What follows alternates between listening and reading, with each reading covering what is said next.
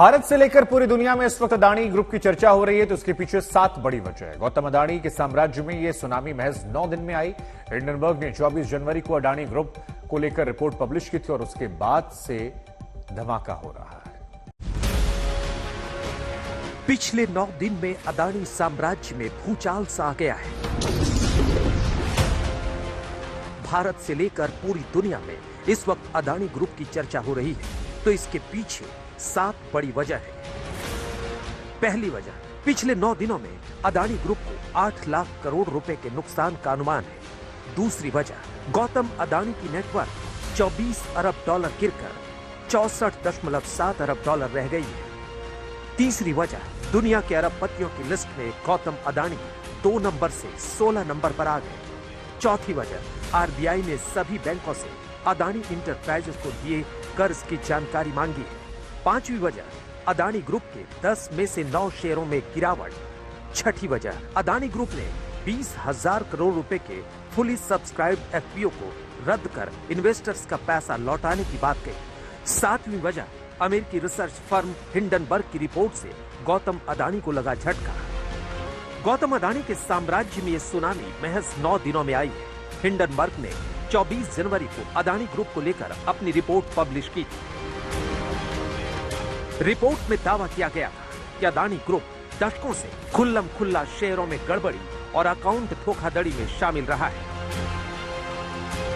अदानी ने हिंडनबर्ग की रिपोर्ट को सिरे से खारिज किया और कहा कि कंपनी इसके खिलाफ कानूनी कार्रवाई करेगी। लेकिन जवाब में हिंडनबर्ग ने कहा कि वो अपनी रिपोर्ट पर कायम है और कानूनी कार्रवाई का स्वागत करेगी।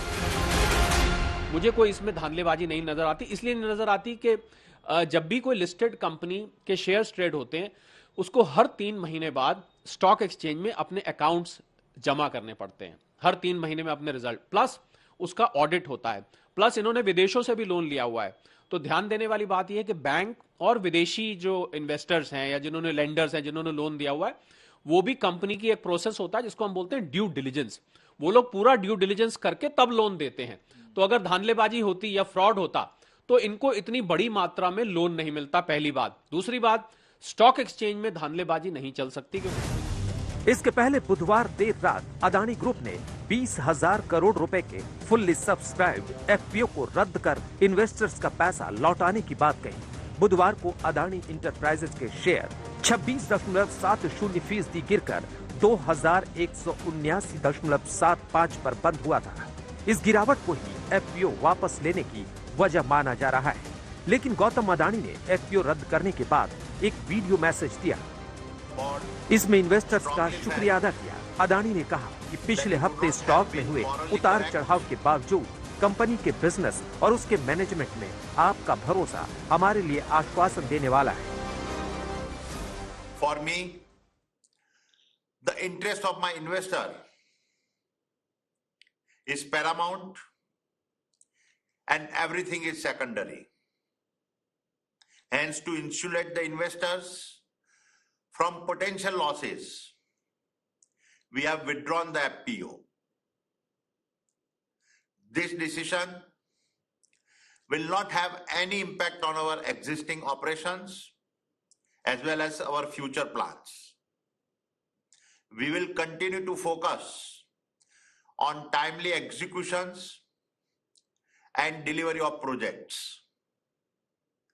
The fundamentals of our company are very strong. Our balance sheet is healthy and assets robust.